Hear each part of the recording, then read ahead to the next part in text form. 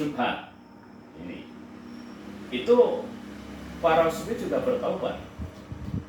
Misalnya, kalau diundang dalam suatu acara tertentu oleh teman kita katakanlah, namun seorang sufi itu mengenal pribadi seorang yang mengundang tadi. Oh, ini kawan saya yang undang itu agaknya orangnya perlu dipertanyakan. Ngundang ngasih hidangan kira-kira halal enggak makanannya itu? Karena dia agaknya ada tren-trennya yang terkesan agak korupsi ya, maka dia ragu-ragu. Jangan-jangan hidangan ini barangnya tidak halal didapatkannya, uangnya untuk beli makanan ini gitu. Nah, orang tasawuf semacam itu tidak mau makan, bahkan bertaubat. Kalau sudah pernah makan, sadar bertaubatan dalam hal yang semacam itu, yang syubhat. Jadi ini orang yang ingin mensucikan diri sampai ke sana taubatnya itu. Jadi bukan hanya taubat dosa kecil, dosa besar, sampai yang syubhat pun dia bertaubat. Sampai-sampai yang mubah pun dia jauhkan. Iya, yang boleh dikerjakan namun nggak manfaat dia tinggalkan juga. Ini dalam rangka ingin menjadi orang yang suci, yang sedekat mungkin dengan Allah Subhanahu wa Ta'ala. Ini mengenai tasawuf. Tadi sempat disinggung juga oleh Bu Fitri tadi ya, masalah ada hakikat tasawuf, ada takholi, ada tahali, ada tajali tadi itu kan, ada ya Bu tadi ya. Nah, takholi itu mengosongkan atau membersihkan diri dari sifat-sifat yang tercela, dari maksiat lahir maupun batin. Yang sikap saja dia jauhkan, termasuk yang batin. Dalam hatinya ada rasa ria, ada dengki, ada kusuma, itu dijauhkan juga. Jadi dengan teman pun tidak suudzon misalnya. Ini menjaga diri benar. Ini takholi, mengosongkan diri dari hal-hal yang bisa menjauhkan diri dengan Allah Subhanahu wa Ta'ala. Baru diisi dengan tahali, diisi dengan sikap-sikap yang positif, yang mulia, yang baik gitu. Sifat terpuji dengan taat lahir maupun batin kepada Allah Subhanahu wa Ta'ala. Hal ini diupayakan agar dalam setiap gerak selalu berjalan di atas ketentuan agama. Manusia yang mampu mengosongkan hatinya dan mengisinya dengan perbuatan sehari selalu berdasarkan niat yang ikhlas, maka masuk pada tataran ketiga, yakni tajali. Tajali itu apa? Yaitu terungkapnya nurul gaib untuk hati. Tajali merupakan lenyapnya hijab dari sifat-sifat kebasyariahan atau kemanusiaan. Artinya nur atau cahaya yang selama ini gaib, lenyapnya segala yang lain ketika nampaknya wajah Allah. Kaum sufi itu punya keyakinan bahwa seseorang yang dapat memperoleh pancar nur ilahi apabila sudah melalui takholi dan tahali, lalu tajali. Ini hakikat dalam atau esensi tasawuf semacam ini. Adapun makomat tadi yang saya terangkan, ada taubat, ada lagi zuhud. Zuhud apa? Yakni keadaan meninggalkan dunia dan hidup kematerian. Itu zuhud. Namun itu dalam pengertian tasawuf yang masih bukan modern gitu ya. Kalau saya juga berpaham, boleh saja bertasawuf yang modern gitu itu. Nah ini jadi ya. Kemudian makom yang ketiga sabar, menerima keadaan walaupun menyakitkan hati, mengecewakan diri kita, namun tetap berusaha mencari resolusi yang secara maksimal. Kemudian tawakal, setelah berusaha, berikhtiar, berdoa, baru pasrah daripada Allah Subhanahu wa Ta'ala. Makom yang kelima adalah ridho, dalam arti suka atau senang, dan lawannya adalah benci atau tidak senang. Tidak menentang pada qada dan qadar Allah. Jadi apapun yang Allah takdirkan pada kita, ridho, rela menerima apa adanya. Ya ini jadi ya kalau kita nggak kemudian saya kok lihat dari ibu saya petani, miskin, di dusun. Nah, mungkin lihat temannya, dia anak bupati, anak komplain gitu kan. Nah, ini rela dengan apapun yang Allah berikan, termasuk nikmat-nikmatnya dan berbagai macam ujiannya. Jadi apapun setelah dia berusaha berikhtiar berdoa, dia tawarkan rela dengan apapun yang Allah tentukan pada dirinya. Itu makom yang kelima. Kemudian makom yang berikutnya yaitu tentunya ada berbagai pandangan lagi. Dalam arti ada yang berpandangan sampai pada hal yang makrifat dan lain sebagainya. Ini nih tentang makomat. Nah, orang yang sufi tentu sudah menjadi zahid. Orang yang zuhud namanya zahid. Tapi orang yang zuhud atau orang yang namanya zahid belum tentu sufi. Karena apa? Sufi itu orang yang punya pemikiran juga, bukan sekedar menjalankan taubat, kemudian menjalankan sikap yang zuhud, yang sabar, yang tawakal. Hanya itu. Sufi biasanya punya pandangan, punya pemikiran, hasil pemikiran dari apa yang dia pahami dalam pengalaman keagamaan yang eksatoris itu. Ini yang mengenai sufi.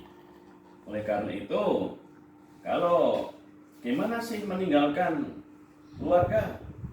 Bayangkan juga seorang dai, seorang mubaligh, tokoh Muhammadiyah, zumenis, budayawan, mufasir, apalagi banyak dia menurut itu, bahkan wartawan juga.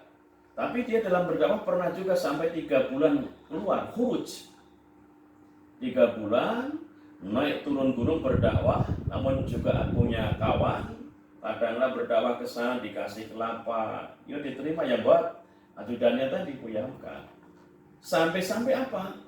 Keluarganya juga agak repot, istrinya juga ketika anak-anaknya butuh untuk uang sekolah UKT kalau kita atau SPP ketika itu ya, sampai istrinya menjual sarung yang mahal, dijualnya untuk membayar kebutuhan anak-anaknya. Artinya apa?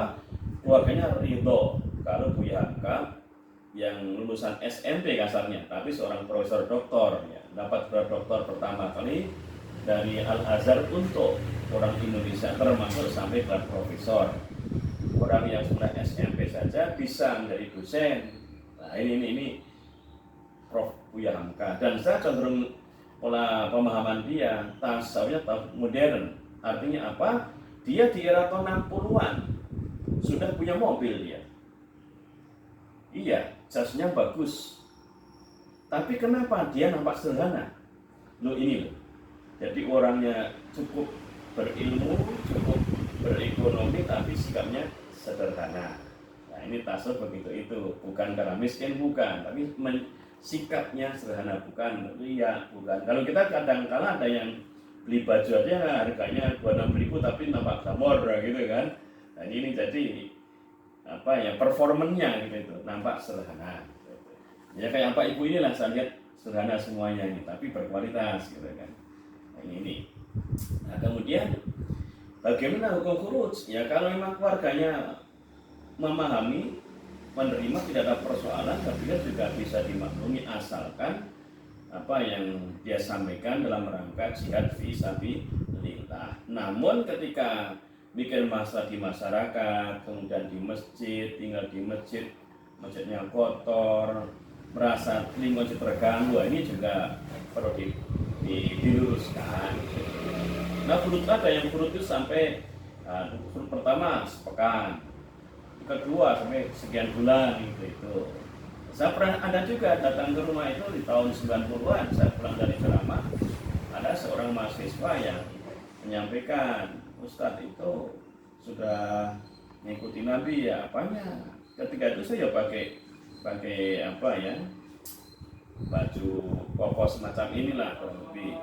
Kemudian saya ketika tahun itu saya pakai jenggot panjang gitu kan. Nah, cuma setelah berdiri PKS saya potong dan bersihkan, kira 4 gitu. Nah ini jadi saya sampaikan itu karena disampaikan sama satu belum kayak apa ya, karena kalau Nabi itu kan pokoknya bisa kurut sekian bulan, kemudian orangnya kalau sholat ya jamaah terus gitu. Jadi ini ekstrim lah. Saya sampaikan, yuk sudah itu terus juga, tapi juga Nabi nggak pakai netis seperti yang kamu pakai itu. Saya diem akan ya dia kan itu kan. Ini jadi artinya semangat jihad, tapi kadang-kadang ada yang kurang wawasan gitu itu. Berarti ya kita maklum yang semacam itu. Ini yang mengenai tasawuf itu tadi. Karena itu bagaimana itu kalau orang yang keluar ya asalkan memang kewajiban dilakukan, keluarga bisa memahami kecukupan dan tidak mengganggu masyarakat ya saya pikir bisa dipahami semacam itu. Iya Pak. Ini ya. Nah, kemudian tentang Khawarij gimana itu ya? Nah, timbulnya apa? Aliran itu ada faktor politik, ada faktor filsafat, dan ada faktor penafsiran. Nah, ketika politik yang tadi dijelaskan tadi bahwa ada pertikaian di antara tokoh umat Islam, ketika itu ada Ali, kemudian ada Muawiyah, maka orang-orang yang tidak pro Ali, tidak pro Muawiyah, maka dia keluar dari kelompok itu, itulah Khawarij. Maka Khawarij berpandangan bahwa al-imanu tasdikun bil qalbi wa taqrirun bil lisan wa bil arkan. Yakni iman yaitu keyakinan dalam hati yang menghunjam, ikrar dengan lisan dan dibuktikan amal perbuatan. Maka bagi yang melanggar itu wajib dibunuh. Wah, gitu kan. Khawarij keluar dari kelompok Ali juga kelompok Muawiyah. Orang yang mati-matian bela Ali itu namanya Syiah. Jadi menimbulkan itu. Jadi timbulnya Syiah, menimbulkan Khawarij, bahkan menimbulkan Murji'ah. Murji'ah itu orang yang dari roja itu berharap-harap. Bahkan yang ekstrim pandangan Murji'ah, orang yang tidak melakukan sholat, orang yang tidak sedekah, bahkan orang yang non muslim, asalkan dalam hatinya iman pada Allah, masuk surga. Gitu loh. Jadi dia tidak mengkaitkan manusia itu antara tindakan dengan hati. Hatinya iman pada Allah, tapi dia menjadi pencuri, pembunuh, penjahat. Itu enggak persoalan, masih ada harapan masuk surga Allah. Ini Murji'ah yang ekstrim gitu itu pandangnya. Khawarij enggak. Harus konsisten itu. Antara hati dengan lisan beda, yaitu munafik namanya. Bohong namanya. Nah gitu kan. Jadi ini timbulnya pemahaman. Namun demikian seperti yang Pak Dedi sampaikan tadi, apakah ini termasuk apa aliran atau bukan?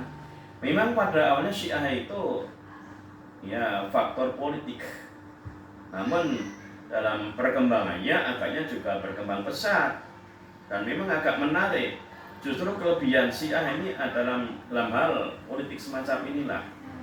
Ketika dalam pemahamannya rukun iman bukan sekedar rukun Islam bukan sekedar apa itu 5 syahadat, sholat, puasa, zakat, haji, bukan hanya itu, tapi sama ada dakwah dan jihad.